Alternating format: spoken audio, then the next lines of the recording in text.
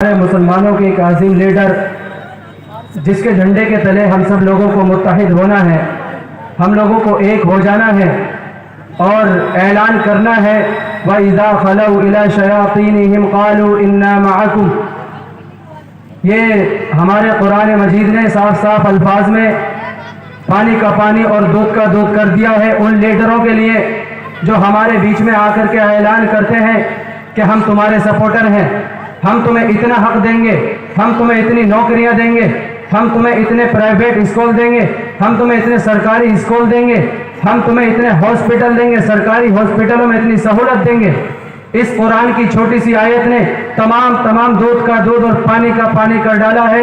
وَإِذَا خَلَوْا إِلَى شَيَاطِينِهِمْ قَالُوا إِنَّا مَعَكُمْ، کہ جب یہ لوگ اپنے آقاؤں کے پاس جاتے ہیں تو کہتے ہیں کہ ہم تمہارے ساتھ ہیں، اور جب یہ لوگ ہمارے سامنے آتے ہیں تو کہتے ہیں کہ ہم تمہارے ساتھ ہیں۔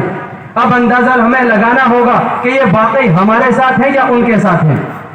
کیا انہوں نے ہمارے ساتھ کتنا حق ادا کیا ہے یا پھر ان لوگوں کے ساتھ انہوں نے کتنا حق ادا کیا ہے؟ ہم لوگوں کے بیچ میں یہ کتنی بار آتے ہیں اور ان لوگوں کے بیچ میں یہ کتنی بار جاتے ہیں؟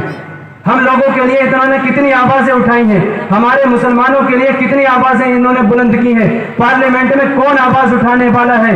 یہ چیز کو ہمیں خود اپنے دماغ سے سوچنا ہوگا، اپنے دل و دماغ کو لگا کر کے اپنا ایک لیڈر تسلیم کرنا ہوگا۔ اب حق کی بات ہوگی، برابری کی بات ہوگی۔ بہت ہم نے لیڈروں کو دیکھا، بہت لڑایا، لیکن اب جو بات ہوگی ایک اپنے عظیم لیڈر کی بات ہوگی جن کا میں نام لے رہا ہوں، ہمارے بیرسٹر اسد الدین اویسی صاحب کی۔ اور جب ہم لوگ ایک ہو جائیں گے تو جو اندھ بھکت لوگ ہوتے ہیں جنہیں مرچی لگتی ہے تو وہ لوگ خود آٹومیٹک پانی جب ان کے منہ میں آئے گا بھاگ کے چلے جائیں گے۔ گھبرانے کی کوئی ضرورت نہیں ہے، ڈرنے کی کوئی ضرورت نہیں ہے۔ اگر مسلمان ڈرتا ہے تو وہ صرف اللہ سے ڈرتا ہے، اللہ کے علاوہ مسلمان کسی سے نہیں ڈرتا۔ اور ہاں مسلمانوں، ایک بات یاد رکھو، جو اللہ سے نہیں ڈرتا وہ سب سے ڈرتا ہے، اور جو اللہ سے ڈرتا ہے اسے کسی سے ڈرنے کی ضرورت ہی نہیں ہے۔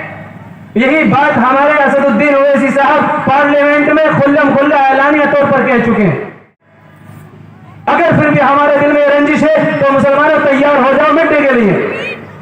مسلمانوں، ان قریب تمہارے پاس ایک ایسا وقت آنے والا ہے جس میں تمہیں نیست و نابود کرنے کے لیے تمام تر کوششیں کی جا رہی ہیں۔ اور آج کے زمانے میں دیکھا جائے گا تو گوڈسے کی پوجا کرنے کی بات کی جاتی ہے۔ ارے کون ہے گوڈسے بھائی؟ کہ کہیں دیکھا جاتا ہے تو گاندھی جی کو غدار کہا جاتا ہے جو اس دیش کے عظیم لیڈر تھے۔ کیوں؟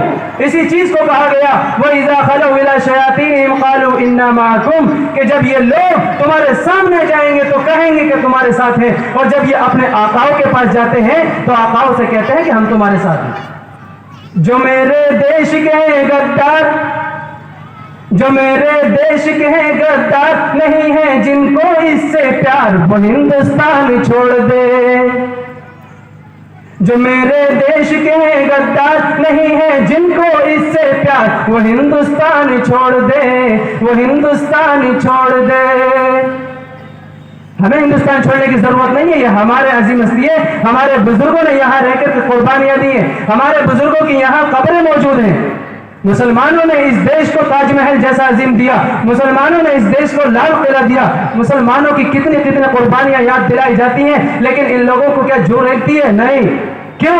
کیونکہ یہ لوگ ہمارے سامنے آ کر کے کہیں گے کہ ہم تمہارے ساتھ ہیں، اور مسلمان آنکھیں بند کر کے بھروسہ کر لیتا ہاں یہ واقعی ہمارے ساتھ ہیں۔